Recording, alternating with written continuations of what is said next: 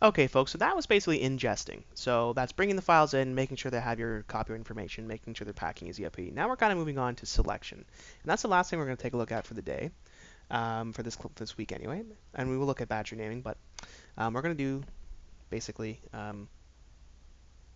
selecting. So let's start in the library tool tab. So right over here, the folder. And in my capture folder, I have all my raw files. Okay, we'll have selects, output, trash, but we're going to have capture folder. And what we're going to do is basically go through and make a selection. I also want you guys to have the filter tab open. So there's different filters, and the benefit of filters is you can basically just go through, make a selection, show a selection, and then move them somewhere else. So we have many different types of ratings. We have color tag, a whole bunch of things. We're going to close color tag.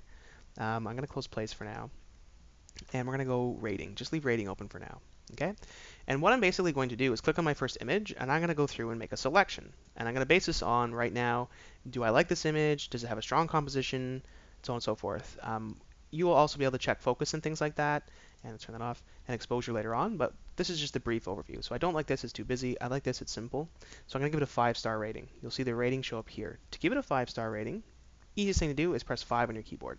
So the star ratings match up with the numbers on your keyboard. So 1 will give you a 1 star. You can see it's now switched to 1 star, 2, 2 star, 3, 4, 5, and so on and so forth. To give it no stars, you press 0. So if you made a mistake. So 5 stars, that's good. Ooh, I like that too. It's a bit dark, but I like this as well. No, too busy. Don't like that. And I'm just, going through personal preference. So if you guys have requirements where you have to find images that all have the sky or something, you can do this. I kind of like this because I like that it's got an actual uh, old school, like daguerreotype painted on the wall. But what I'm going to do here is I'm going to give it a 4-star rating. And the reason I do 4-star is because I'm not sure if I like it, but I want to mark it as maybe, so I'll come back to it later. Nope. And, ooh, I like that. And I'm just going to pause and do the rest. So I've basically given some images some stars. So as you guys can see here in the rating, 9 images have 5 stars, 1 image have 1 image has 4 stars, and then 12 don't have a rating. Now the nice thing about filters is I can turn on my 5-star filter, and now it's only going to show me the images in the browser that have 5 stars. I can see that it says 1 of 9 above, and it's orange because it's telling you that it's not showing you everything. I can show my 4-star only. I can only show my none, or I can go back to showing everything by making sure I don't have one selected. So I can turn my filters off by clicking it again.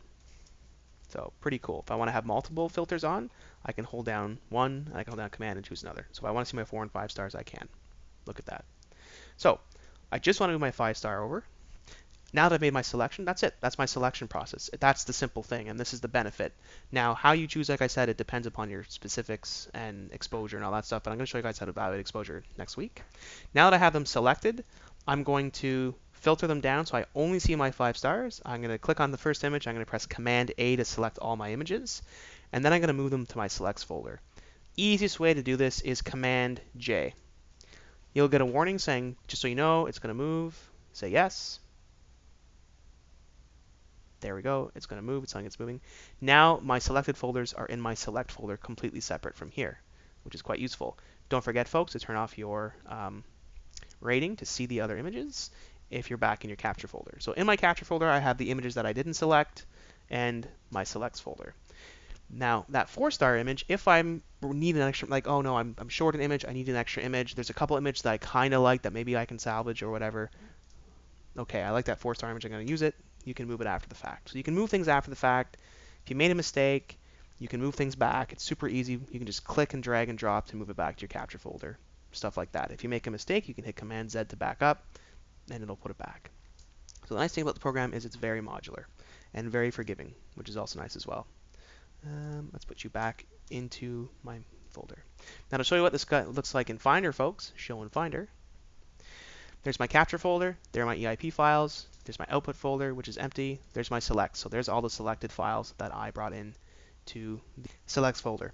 So there you go, guys. That is how we make our selects, how we can go through our images and ultimately make it basically just easier to get the images that we want to use and give to our clients or edit, and then ultimately select them down and store them in an organized way.